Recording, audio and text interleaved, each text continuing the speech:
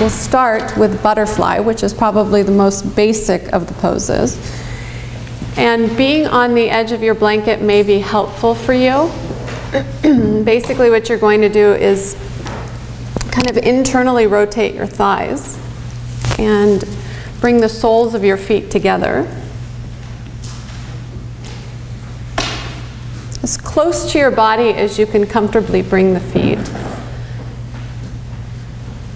The blanket, what that will do is give you a little bit of a lift, so the internal rotation of your thighs will allow you to maintain a natural arch at the lower back, which you always want to have when you do these seated poses.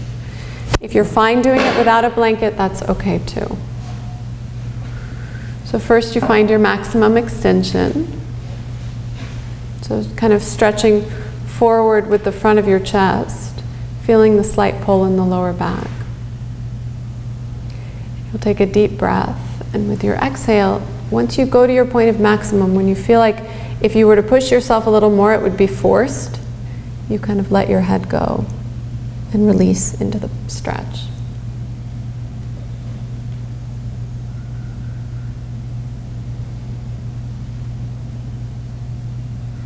Take several deep breaths to start. If you're familiar with Ujjayi breathing, you begin that now. Ujjayi breathing is done with a slight constriction in the back of your throat, so that you produce this hollow sound when you breathe. So whereas your natural breath, you would just, with Ujjayi breathing, there's a slight push. Just like when you whisper, if I were to whisper, I would have to kind of push from the back of my throat. Ujjayi breathing is done with that same contraction.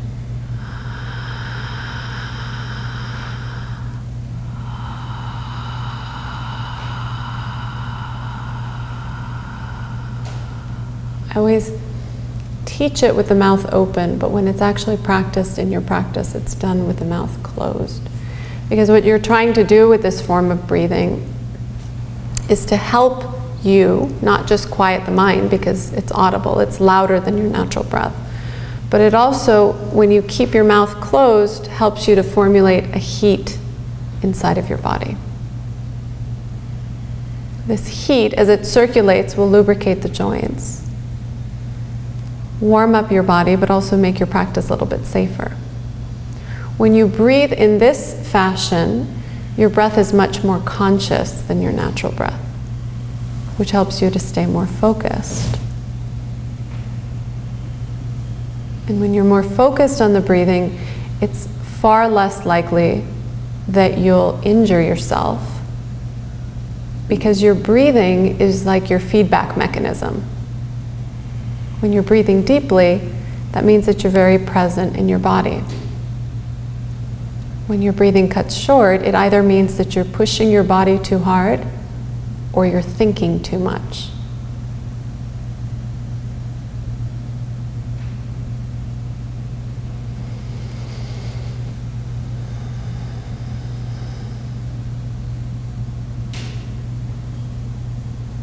Scan your body and notice where you can let go, where you may be holding tension.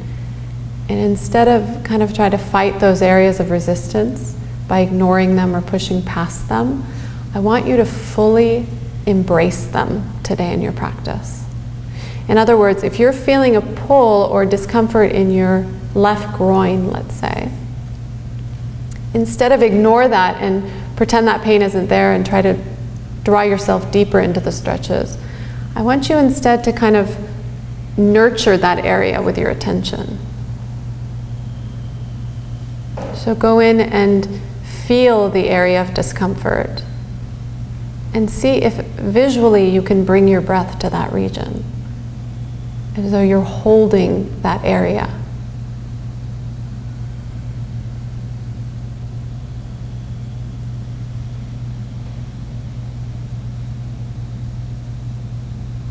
Notice that with every inhalation, you can create space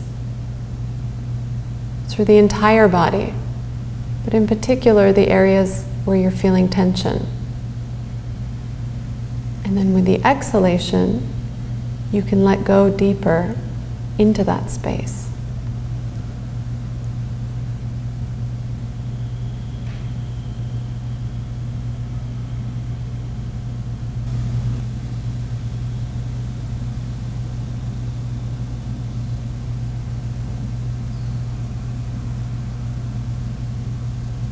And when you're ready, inhale and bring your body up.